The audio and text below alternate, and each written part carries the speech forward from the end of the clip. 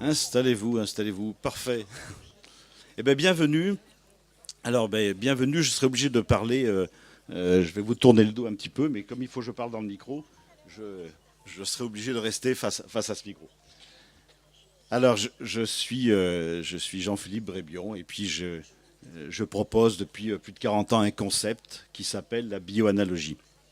Alors, hier, il y a une personne qui est passée au stand, qui est juste derrière, là, à côté, là, et qui me dit, qui passe avec deux enfants et qui me dit, mes deux enfants, on ne se connaît pas, mais elle me dit, mes deux enfants ont été élevés à la bioanalogie. Voilà, ça a été leur nourriture. Alors, qu'est-ce que c'est que la bioanalogie? Euh, c'est une façon de regarder la vie, c'est une façon humaniste, une façon non causale et non duelle de regarder la vie. Ça veut dire c'est une façon d'apprendre à se vivre chacun comme un univers unique, chacun comme une expérience permanente, comme un mouvement permanent de vie. Vous savez que la vie, ce n'est pas quelque chose de saisissable, c'est un mouvement. J'entendais à la table ronde tout à l'heure, quand il disait la vie, c'est un mouvement, et c'est exactement ça. C'est-à-dire que nous sommes en mouvement permanent, en transformation permanente, et nous avons tous un corps, incarné dans un corps, et ce corps, c'est un univers qui est le support de toute cette créativité qui est là, et, et c'est un support qui va nous permettre, qui va laisser passer la vie, laisser la vie s'exprimer et se réaliser. Alors, bien évidemment, notre rôle d'adulte, d'abord, c'est personnellement, chacun, de laisser la vie passer en nous. Et si on laisse la vie passer en nous, si on rentre dans notre créativité, dans l'expression de notre créativité, il est bien évidemment que l'on pourra accompagner les enfants aussi à vivre cette créativité.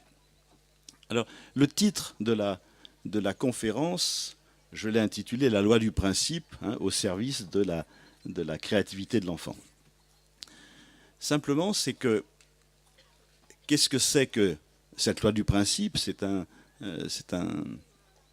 une façon de se considérer, comme je viens de vous le dire, comme un univers entier. Ça veut dire qu'il n'y a pas nous et l'extérieur, mais nous sommes une relation permanente entre l'intérieur et nous.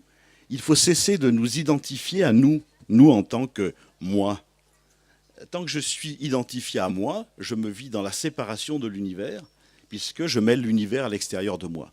Et chacun de nous, nous sommes une relation unique.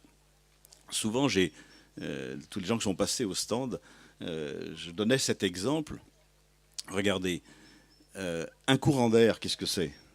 Un courant d'air, c'est un mouvement qui va entre le chaud et le froid. Tout le monde comprend que c'est un mouvement, on voit bien avec les tornades, les cyclones, c'est un mouvement entre le chaud et le froid. Mais est-ce que vous vous êtes posé la question, est-ce que le chaud tout seul existe? Le chaud tout seul n'existe pas. Le chaud n'existe que dans la relation avec le froid. Est-ce que le froid tout seul existe? Ah ben non. Le froid tout seul n'existe pas, il n'existe que dans la relation avec le chaud. C'est-à-dire, cette vie, ce courant d'air, c'est un souffle permanent qui est une relation entre deux éléments qui n'ont aucune identité propre. C'est quand même intéressant, non? C'est-à-dire que nous sommes une relation entre nous et le monde extérieur. Et si résumé à notre univers, puisque vous savez que nous interprétons tout notre univers dans la dualité, dans des notions de temps et d'espace, et quand Einstein décrit l'origine de notre univers, ce Big Bang, il le décrit comme une rencontre entre le temps et l'espace. Et en fait, il dit, c'est un continuum entre le temps et l'espace. C'est-à-dire que ça, c'est la première loi de l'univers. C'est un mouvement permanent entre le temps et l'espace, mais le temps lui-même n'a aucune réalité propre.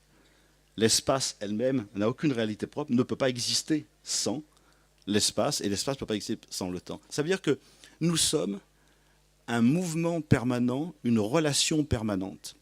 Et ce qui veut dire que chaque fois que nous cautionnons l'existence du temps et de l'espace, nous sommes dans la survie. Nous ne sommes pas dans la vie.